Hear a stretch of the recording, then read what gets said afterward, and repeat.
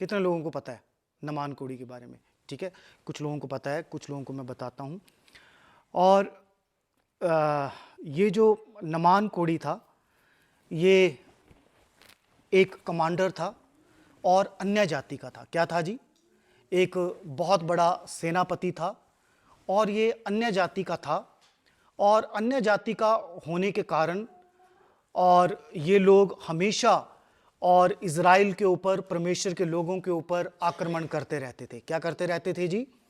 आक्रमण करते रहते थे।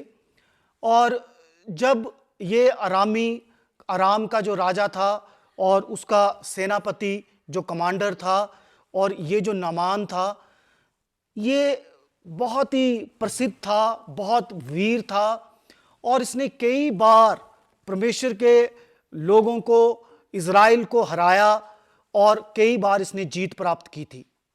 पर एक्चुअली ये जो व्यक्ति था, ये खुद कोढ़ी था। क्या था ये? क्या था जी?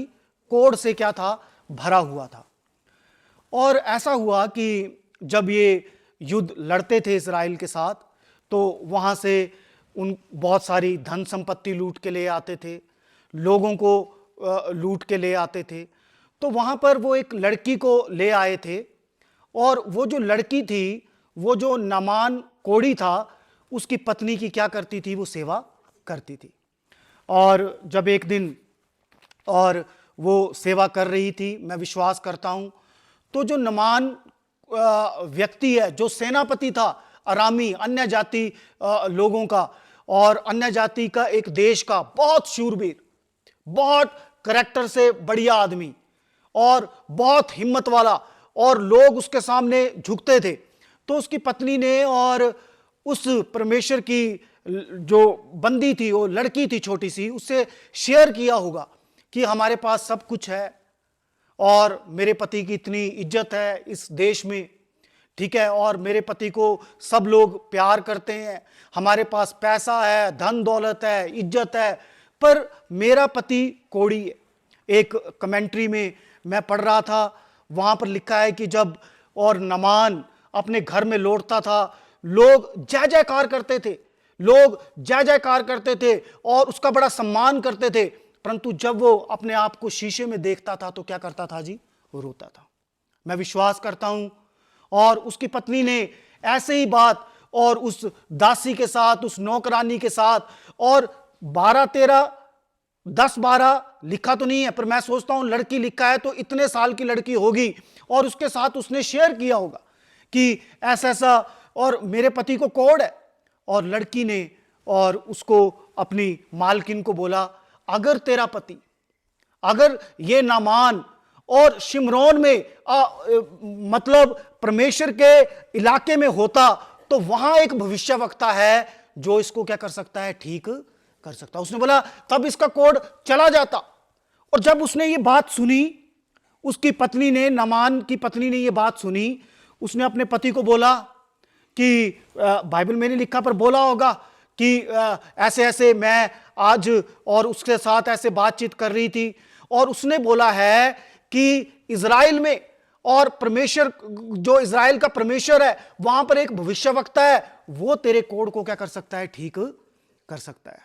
जब नामान ने इस बात को सुना, वो राजा के पास गया।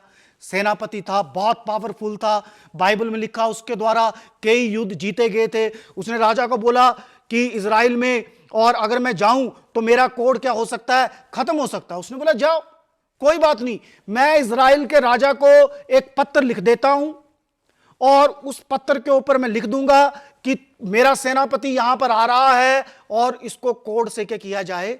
चंगा किया जाए। क्या किया जाए जी? चंगा किया जाए। उसने बोला ऐसा करना, जाते जाते 340 किलो चांदी ले जाना, ठीक है, 700 किलो सोना भी ले जाना, और जाके वहां पर क्या कर देना? उनको क्या करना? देना। और ये सारा कुछ लेकर, नमाज समझ आ रही? मैं समझा जो रहा हूं, सबको समझ में आ रही है? ये सारा ही कुछ लेकर नामान कहां पर चल पड़ा जी? कहां पर चल पड़ा? इज़राइल के राजा के पास चल पड़ा। जब वो वहां पर पहुंचा, और वहां पर पहुंचने के बाद और वो राजा से मिला, उसने राजा को पत्र दिया कि मेरे राजा ने एक लेटर भेजा है कि मेरा कोढ़ क्या होना चाहिए? चंगा होना चाहिए। राजा ने जब उस लेटर को पढ़ा, राजा ने अपने कपड़े फाड़े और राजा बड़ा परेशान हो गया। उसने बोला कि मैं तेरे को कोढ़ से कैसे ठीक कर सकता हूं? इसका मतलब कि तेरा राजा हम लोगों से लड़ने के बहाने ढूंढ रहा है, क्योंकि कोढ़ क्या नहीं कर सकता? राजा ठीक नहीं कर सकता। कोढ़ तो परमेश्वर का भविष्यवक्ता ठीक कर सकता था। उसने बोला मैं तो क्या नहीं कर सकता, इसको ठीक नहीं कर सकता, और तुम तो मेरे साथ लड़ने के लिए बहाने ढूंढ रहे हो। और उसने क्या किया? अपने कपड़े फाड़े, बड़ा निराश हो गया। तब अलीशा भविष्यवक्ता के पास यह समाचार पहुंचा कि ऐसे ऐसे अरामियों का सेनापति राजा के पास और पत्र लेकर पहुंच गया है और बोल रहा है कि मेरे कोढ़ को ठीक किया जाए। और राजा ने अपने कपड़े फाड़ दिए हैं, क्योंकि राजा उसको क्या नहीं कर सकता? ठीक नहीं कर सकता। और ठीक नहीं हुआ तो युद्ध हो जाएगा, वो लड़ेंगे। तब अलीशा ने बोला उसको किसके पास भेज दो जी? मेरे पास भेजो। किसके पास भेजो जी? मेरे पास भेजो। वो अलीशा के पास गया और वो सोच रहा था कि मैं इतना बड़ा सेनापति हूं, इतने पैसा लेकर आया हूं, इतना चांदी और सोना लेकर आया हूं, और इतना लोग मेरा स्वागत करते हैं। जब मैं अलीशा के पास जाऊंगा तो अलीशा भी हाथ जोड़कर बाहर आएगा और बोलेगा, हां जी सेनापति जी, नमान जी, बताओ कोढ़ कहां पर है, और अपने हाथ मेरे कोढ़ वाली जगह पर रखेगा, मेरे शरीर के ऊपर रखेगा, मेरे लिए प्रार्थना करेगा, और मेरा कोढ़ क्या हो जाएगा? ठीक हो जाएगा। पर ऐसा नहीं हुआ। जब वो अलीशा के पास गया, अलीशा के पास पहुंचा, अलीशा ने उसको बाहर से ही बताया कि जा और यरदन नदी में 7 डुबकियां मार। कितनी डुबकियां मार जी? और जब नमान ने इस बात को सुना कि अलीशा बाहर नहीं आया और उसने मुझे सिर्फ यह बोल दिया कि यरदन में जाकर 7 डुबकियां मार और मैं चंगा हो जाऊंगा, नमान नाराज हो गया, वो गुस्सा हो गया, क्योंकि वो बड़ा अमीर था, वो बड़ा प्रतिष्ठित था, उसके पास पैसा था, पोजीशन था। नाराज हो गया। उसने बोला अगर डुबकियां ही मारनी होती, अगर मैंने पानी में ही डूबना होता, तो इससे यरदन से बेहतर नदियां, 2 नदियां मेरे इलाके में है, वो इससे भी निर्मल और शीतल है, मैं वहां पर डुबकी मारता, मैं यहां पर क्यों डुबकी मारूं? और बाइबल में लिखा वो नाराज होकर क्या करने लगा जी? वापिस अपने देश में क्या करने लगा? जाने लगा। तब एक सेवक आया, सेवक ने उसको बोला, उसको गुरुजी बोला होगा, उसको साहब बोला होगा, सर वो अगर कोई अलीशा आपको भारी काम बता देता, अगर वो आपको कोई डिफिकल्ट काम बताता, तब भी तो आप उसकी मानते। उसने तो सिंपल सी बात बोली है कि जा और यरदन में क्या कर? 7 डुबकियां मार, तू ठीक हो जाएगा। तो इस सिंपल सी बात को आप क्यों मान नहीं लेते? किस बात का गुस्सा, किस बात का घमंड? अगर सिंपल सी बात बोली है और कोई काम बताता, वो भी तो करते। उसने बोला चलो ठीक है, गया यरदन में 7 डुबकियां मारी, और बाइबल में लिखा उसका शरीर बच्चे के समान क्या हो गया? साफ हो गया, कोमल हो गया। आमीन, हालेलुया, हालेलुया, हालेलुया। देखो कितनी बड़ी बात है, कितनी बड़ी बात है। आपको पता, एक व्यक्ति जिसके पास इतनी पावर हो, एक व्यक्ति जिसके पास इतनी बड़ी पोजीशन हो, उसका कोढ़ परमेश्वर ने क्या कर दिया जी? ठीक कर दिया। मैं आज आपको 3 बातों के बारे में बताता हूं। 3 बातें ये हैं, नीड टू लिसन। मतलब कि आज कई बार हमारी जिंदगी से बीमारियां नहीं जाती, कई बार हमारी जिंदगियों से परेशानियां नहीं जाती, क्योंकि हम किसी की क्या नहीं करते जी? सुनते नहीं है। क्या नहीं करते जी? सुनते नहीं है। हमें नीड टू लिसन, सुनने की क्या है जी? जरूरत है। सुनने की क्या है जी? जरूरत है। आप सोचो, अगर नामान की पत्नी ने और उस जो उसके घर में एक नौकरानी थी, उसकी बात नहीं सुनी होती, तो क्या उसका कोढ़ ठीक होता? नहीं होता। आमीन, आमीन। नामान एक बहुत बड़ा आदमी था, ठीक है, और बहुत बड़े आदमी को बात सुनाने के लिए क्या चाहिए? एक बहुत बड़ा ही आदमी चाहिए। अगर मेरे से कोई बहुत बड़ा आदमी है ना, वो मेरी कभी भी बात क्या नहीं करेगा? सुनेगा नहीं, सुनेगा। आमीन। पर एक ऐसी लड़की जो बंधुआई में है, एक ऐसी लड़की जिसको गुलामी में लेकर आए, एक ऐसी लड़की जिसकी कोई वैल्यू नहीं है, उसकी बात भी क्या की, नामान की पत्नी ने सुनी, नामान ने सुनी, और नामान को क्या मिली जी? चंगाई मिली। क्या मिली जी? सिर्फ नामान ने लड़की की बात नहीं सुनी, दूसरी किसकी बात सुनी? जब वो नामान गुस्सा होकर जा रहा था तो किसने बोला? उसके सेवक ने बोला। उसके किसने बोला जी?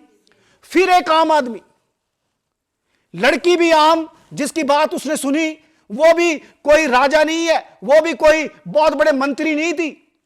और दूसरी बार जब उसने बात सुनी, वो तो जा रहा था, बोलता मैंने क्या नहीं करना, मैं तो डुबकी मारूंगा ही नहीं। तब भी एक बाइबल में पढ़ के देख लेना, एक सेवक ने कहा कि अगर ये कोई भारी काम देता तब भी क्या करते, तो उस काम को क्या करता जी? क्या करता? मानता। उसकी बात को क्या करता जी? मानता। अगर वो 7 बार डुबकी मारने के लिए बोल रहा है तो मार दे, और तू क्या हो जाएगा? चंगा हो जाएगा। मेरे समझाने का मतलब यह है कि आज हमें सुनने की जरूरत है। बाइबल में लिखा, सुनने में तत्पर। सुनने में क्या रहो जी? तत्पर। और बोलने में क्या रहो? धीमे। आज हम क्या है? बोलने में ज्यादा रहते हैं, पर सुनने में क्या है? हम कम है। याद रखो, जब तक हमारे अंदर सुनने की हैबिट नहीं, जब तक हम दूसरे की बातों को सुनते नहीं है, तब तक परमेश्वर हमें ब्लेस नहीं कर सकता। परमेश्वर नामान के कोड को तब तक ठीक नहीं कर सकता था जब तक वो उसकी लड़की और उस अपने सेवक की क्या नहीं करता जी? सुनता नहीं था। आमीन। आज इस नामान कोड़ी की कहानी से आपने इस बात को सुनना है कि समझना है कि हमें परमेश्वर के वचन को क्या करना है जी? सुनना है। परमेश्वर के वचन को क्या करना है जी? कोई आपको परमेश्वर का दास सलाह दे रहा है, उस सलाह को क्या करना है? आपने क्या करना है जी? सुनना है। चाहे आपसे कोई छोटा भी कोई अच्छी बात आपको समझा रहा है, उस बात को भी आपने क्या करना है जी? क्या करना है जी?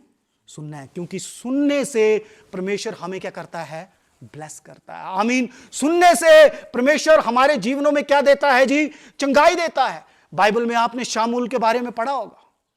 शामूल वो जब छोटा था, उसको मंदिर में अर्पण कर दिया था। क्या कर दिया था? कहां पर अर्पण कर दिया था जी? मंदिर में। शामूल छोटा था, सोया हुआ था। क्या क्या हुआ था जी? परमेश्वर की आवाज आई, शामूल उठ।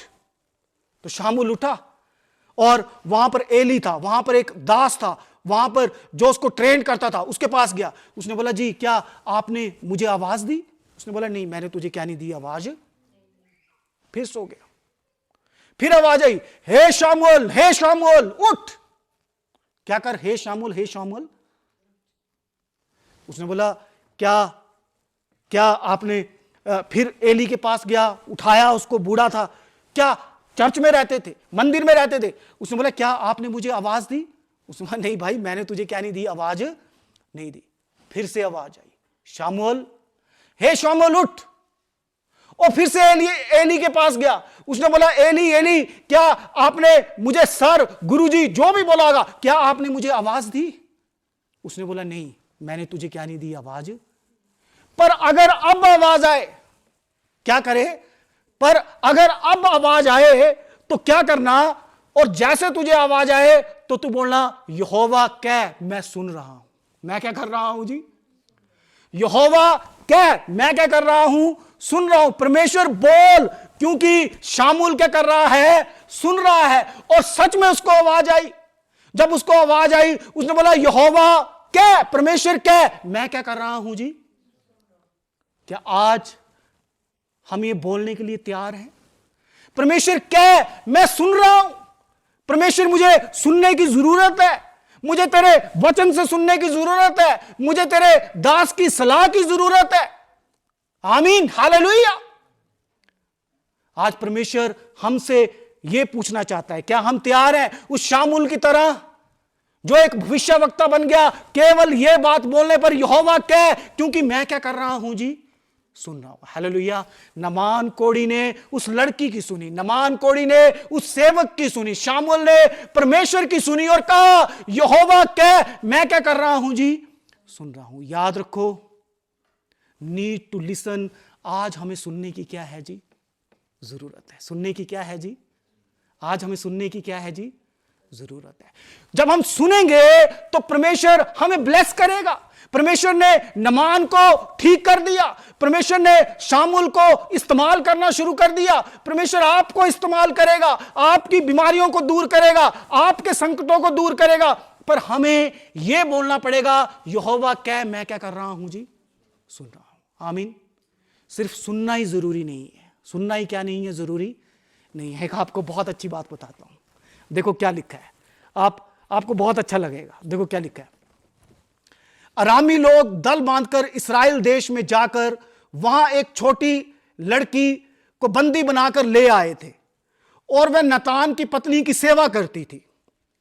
उसने अपनी स्वामिनी से कहा, यदि मेरा स्वामी शोमरोन के भविष्यवक्ता के पास होता तो वो क्या हो जाता जी? अच्छा हो जाता। कहां पर होता जी? भविष्यवक्ता के पास होता। लड़की ने, उन्होंने सुना तो है, कई बार हम सुनते तो हैं, नीड टू लिसन, सुनना तो है, यहोवा क्या मैं सुन रहा हूं, यह तो बोलना है, पर क्लियर सुनना है। हालेलुया। क्या सुनना है जी? क्लियर। उसने क्या बोला? अगर ये मेरे भविष्यवक्ता के पास होता तो क्या हो जाता जी? पर वो गया कहां? राजा के पास। किसके पास गया जी? बोलने का मतलब, कई बार हम सुनते तो हैं, नीड टू लिसन तो है, पर कई बार मैं आपको इसको और गहराई से समझाता हूं। हालेलुया। हम सुनते तो हैं पर ध्यान से नहीं सुनते, इसलिए हम सही स्थान पर रहकर भी सही आदमियों से क्या नहीं कर पाते? मिल। वो सही स्थान पर था, वो इज़राइल में था, वो वहां पर था जहां यहोवा विद्यमान था, यहोवा काम करता था। पर बंदा क्या था जी? बंदा क्या था? बोलो, जिस बंदे के पास चला गया वो बंदा क्या था? गलत था। क्योंकि जाना किसके पास था? बोलो, किसके पास जाना था जी? याद रखो, हमारे जीवन में भी ऐसा ही है। कई बार हम ब्लेसिंग को इसलिए खो देते हैं, केवल ब्लेसिंग सुनने से नहीं आती, पर ब्लेसिंग इसलिए भी आती है क्योंकि हमें जरूरत होती है सही इंसान से मिलने की, जब हम सही स्थान पर खड़े हैं। आमीन। हालेलुया। हालेलुया। आप देखिए, वो सही स्थान पर था, पर सही आदमी उसके क्या नहीं था? सामने नहीं था। आमीन। आमीन। हम क्रिश्चियन हो सकते हैं। आमीन। हम विश्वासी हो सकते हैं, हम प्रभु भोज लेने वाले हो सकते हैं, हमने बपतिस्मा ले लिया हो सकता है, पर फिर भी हम निराश हो जाते हैं। आज लोग चर्च में आने के बाद चर्च छोड़ देते हैं। आमीन। क्या चर्च सही जगह नहीं है? है, चर्च सही स्थान है, पर हम सही लोगों से क्या नहीं होते? घिरे नहीं होते। हालेलुया। मतलब ये कि ब्लेसिंग तब मिलती है जब सही स्थान पर हम किन लोगों से घिरे हो? सही लोगों से घिरे हो। आमीन। हालेलुया। इसीलिए कई बार हम निराश हो जाते हैं, हम बोलते हैं क्या मिला क्रिश्चियनिटी से, कैसे क्रिश्चियन है ये? आमीन। वो ऐसा करते हैं, वैसा क्यों? क्योंकि सही स्थान पर होने के बावजूद भी हम सही लोगों से क्या नहीं करते? मिलते नहीं है। आमीन। आपको पता, यहां पर राजा सही स्थान पर था, पर सही व्यक्ति से नहीं मिला। वो भविष्यवक्ता के पास नहीं गया, वो राजा के पास चला गया। ज्योतिषी जब आए, वो कहां पर पहुंचे? यरूशलेम में पहुंचे। कहां पर पहुंचे जी? स्थान सही था, पर बंदा जिसके पास वो चले गए, वो क्या था? किसके पास चले गए थे? हेरोदेस के पास। क्या जी? स्थान सही था, पर बंदा क्या था? गलत था। हेरोदेस के पास जाने से क्या नुकसान हुआ पता? सारे 1.5 से 2 साल के बच्चे क्या कर दिए गए? याद रखो, केवल जब हम सही स्थान पर रहकर सही व्यक्तियों से घिरे हुए नहीं रहते, तो हम ब्लेसिंग की जगह कर्स लेकर आ जाते हैं। वो ज्योतिषी सही स्थान पर थे, गलत व्यक्ति से मिले, बच्चे मर गए वहां पर। आमीन। हालेलुया। आमीन। आज जब आप चर्च में आ रहे हो, जब आप एक क्रिश्चियन समाज में रह रहे हो, आपने देखना है क्या हमारे आगे पीछे सही लोग हैं या नहीं है? हालेलुया। सही स्थान पर किन लोगों से घिरना है जी? सही लोगों से। किससे घिरना है जी? सही लोगों से। एक बार मेरे जीवन में जब कुछ परेशानी आई, मैं बाइबल पढ़ रहा था। बाइबल पढ़ते पढ़ते, और संडे को मैंने प्रचार करना था। मेरे पास 2 चर्च थे उस समय, और सुबह सुबह एक चर्च में, उसके बाद आकर दूसरे चर्च में प्रचार करता था। तो जंडियाला गुरु की बात। तो मैं जब प्रचार कर रहा था, तैयार कर रहा था, तब एक व्यक्ति आया, नाम नहीं लूँगा। भाई साहब क्या कर रहे हो? मैंने बोला जी मैं प्रचार तैयार कर रहा हूँ। क्या कर रहा हूँ जी? प्रचार तैयार कर रहा हूँ। अच्छा, जब आप कल दोनों चर्चों में प्रचार करोगे, क्या आपको शर्म नहीं आएगी? क्योंकि मेरे जीवन में कुछ प्रॉब्लम चल रही थी। उसने बोला आपको शर्म नहीं आएगी? मतलब राइट प्लेस। मैं एक पादरी था, मैं राइट प्लेस पर बाइबल पढ़ रहा था, मैं राइट प्लेस पर प्रार्थना कर रहा था, मैंने सेवा नहीं छोड़ी, राइट प्लेस पर था, पर किन लोगों से घिरा था? रॉन्ग पर्सन से। किन से घिरा था जी? रॉन्ग पर्सन से। आमीन। उसने बोला क्या आपको शर्म नहीं आएगी? सोचो, अगर उस दिन उस व्यक्ति की बात सुनकर मैं अपना बोरिया बिस्तरा पैक करके मैं अपना सामान लेकर चंबा चला जाता, तो आज मैं आपके सामने क्या नहीं कर रहा होता? प्रचार। आमीन, आमीन, आमीन, हालेलुया। उन लोगों से घिरना है जो हमें कंस्ट्रक्ट करते हैं। हालेलुया। उन लोगों से घिरना है जो हमें बढ़ाते हैं। उन लोगों से घिरना है जो हमें वक़्फ़ बोलते हैं, आगे बढ़ो बोलते हैं। हालेलुया। जो लोग हमें नीचा गिराने की कोशिश करते हैं, जो लोग हमें और वो चाहते हैं ये गिर जाए, ऐसे लोगों से क्या नहीं करना? घिरना नहीं है। राइट प्लेस पर राइट पर्सन हमारे जीवन के अंदर क्या होने चाहिए जी? होने चाहिए। आज चर्चों में कला क्यों है? आज क्रिश्चियन लोग दुखी क्यों है? क्योंकि राइट प्लेस पे होकर भी राइट पर्सन उनके क्या नहीं होते जी? इर्द गिर्द नहीं होते, है ना। वो थोड़ा सा क्या करना, ऐसा कई बार हम घर में बैठते हैं, फैमिली में होता है, कई बार डोरो मुझे बोल देती है, वो फलाना बंदा आपके बारे में ऐसा बोल रहा था, मैं जान दे ऊपर से क्या करने दो जी, मैं नहीं रिएक्ट करता। हालेलुया। क्यों? हमें कंस्ट्रक्ट करना अपने आप को। क्या करना है जी? हालेलुया। किसी के प्रति दिल में क्या नहीं करनी? कोई बात नहीं रखनी। आमीन, हालेलुया। मतलब ये कि अगर हमें ब्लेसिंग्स चाहिए, तो अगर नमान कोड़ी को चंगा होना था, तो पहले बात उसको नीड टू लिसन, उसको सुनने की क्या थी जी? क्या थी जी? जरूरत थी। और need to meet a right person at a right place, उसको एक सही इंसान से मिलने की जरूरत थी, सही स्थान पर। Hallelujah, hallelujah. जब वो सही स्थान पर था और जब वो अलीशा के साथ मिला, तो क्या हुआ? वो क्या हो गया जी? क्या हो गया जी? चंगा हो गया। किसके पास? जब वो अलीशा के पास गया, राइट प्लेस राइट पर्सन, उसने बोला जाओ भाई 7 बार डुबकी मार और तू क्या हो जाएगा जी? चंगा हो जाएगा। आज आपने अपने जीवनों में देखना, हम राइट प्लेस पर तो हैं, पर कौन हमारे इर्द गिर्द है? किससे हम ज्यादा बातें कर रहे हैं? कौन हमें क्या सलाह दे रहा है? क्या झगड़ा डालने की कोशिश कर रहा है कि झगड़ा खत्म करने की कोशिश कर रहा है? क्या फूट डालने की कोशिश कर रहा है कि फूट को और बढ़ाने की कोशिश कर रहा है कि खत्म करने की कोशिश कर रहा है? क्या इसके साथ जुड़ के मैं थोड़ा सा बड़ा या बड़ी हूं, या मैं और भी नीचे आ गई? हालेलुया, आमीन, आमीन। अगर हम राइट प्लेस पर राइट पर्सन के साथ हैं, तो परमेश्वर हमें क्या करता है जी? ब्लेस करता है। क्या करता है जी? ब्लेस। आज आपने देखना है, अगर आप राइट प्लेस पर हैं और राइट पर्सन से आप सराउंडेड नहीं है, तो छोड़ना है। क्या करना है जी? छोड़ना है। ऐसे भी जब आप प्रार्थना करेंगे, वचन पढ़ेंगे, परमेश्वर खुद ही छुड़ा देगा। परमेश्वर खुद ही क्या कर देगा जी? छुड़ा देगा। आमीन। मतलब नमान कोड़ी इसलिए ठीक हुआ क्योंकि उसने क्या किया? सही समय पर, ठीक है, और बातों को क्या किया जी? सुना। उसने क्या किया? बातों को क्या किया? सुना। वो इसलिए ठीक हुआ क्योंकि वो सही स्थान पर सही व्यक्ति के सामने था।